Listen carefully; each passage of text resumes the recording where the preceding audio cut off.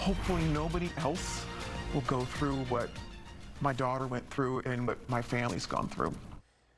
Only on Arizona's Family, a Valley mom fighting for future justice. She's sharing her emotional story with us as the governor signs a measure into law that establishes a new crime against children called child enticement. Derek Stahl introduces us to the family that became the driving force behind this legislation, and a warning: some of the details you're about to hear are graphic.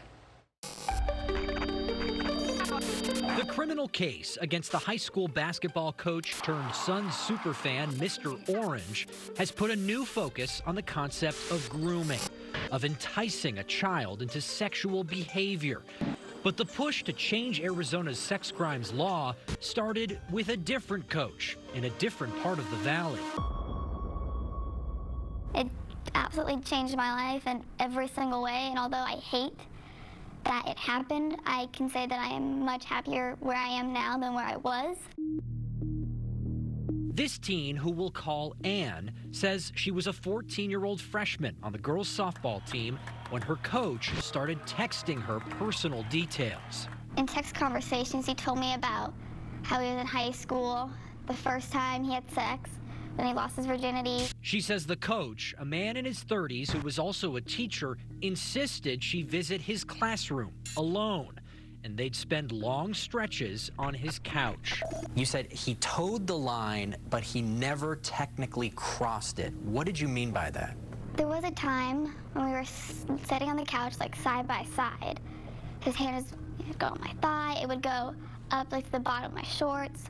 One time it went up, like up the back of my shirt. However, he never went, the step further. Anne says the principal eventually discovered them alone in a locked classroom, and that's when her family went to police. The police officer who investigated your daughter's case said this was the worst case of grooming he's seen in his 35-year career, and yet there was nothing they could do? Correct. When you see something done to your kid, there's really nothing worse. And when you can't get the justice that they deserve, it's a horrible feeling as a parent. In the case of Mr. Orange, prosecutors allege he asked for sexually graphic photos and videos. But in Anne's case, there were no such requests. We furthered that back to the investigating agency. The county attorney's office dropped charges against the coach, citing burden of proof issues. Privately, Anne's family says prosecutors told them they couldn't bring charges for sexual assault because Anne never claimed he touched her crotch or chest, only her buttocks and thigh. And they couldn't bring a case for harassment because Anne didn't object. As a mom, when you hear that explanation of, oh, we can't bring these charges because your 14-year-old daughter didn't say no, how does that sit with you? The same way it sat when I've heard all this, it's horrific. And that's why we tried to start this, because the only way they would stop him is if he actually completed the act. By the grace of God, he didn't get that far, but there was a lot of damage that's been done. The family contacted State Representative Travis Grantham, and he introduced a bill that would define grooming as a criminal offense. But critics argued the bill could be used to criminalize teachers. 2310's broad and vague language still threatens to criminalize innocent acts that would educate teens and other young adults about sexually transmitted disease, reproductive health, and safe sex. They also argued the term grooming itself has become an anti-LGBT slur.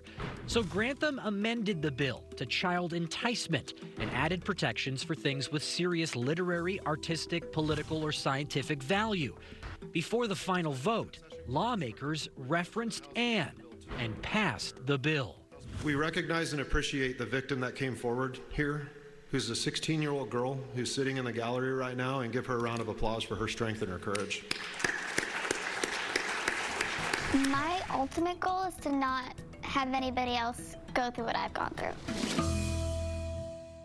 And Governor Katie Hobbs signed this bill on Friday. It makes it a felony to entice a child to send nude images or take any steps in furtherance of the sexual abuse of a minor, and it becomes a more serious felony if the adult is in a position of trust. And the family here stresses this isn't just about teachers or coaches, even though that was the focus in this story, but really about any adult who interacts inappropriately with kids. Yeah, anything that we can do to further protect kids out there. So have you talked with prosecutors about what it's going to take to enforce this new criminal statute? Yeah, because I think that question of how will it be enforced is fascinating, because this bill, especially the second part of this statute, is intentionally broad. Any act in furtherance of the sexual abuse of a minor.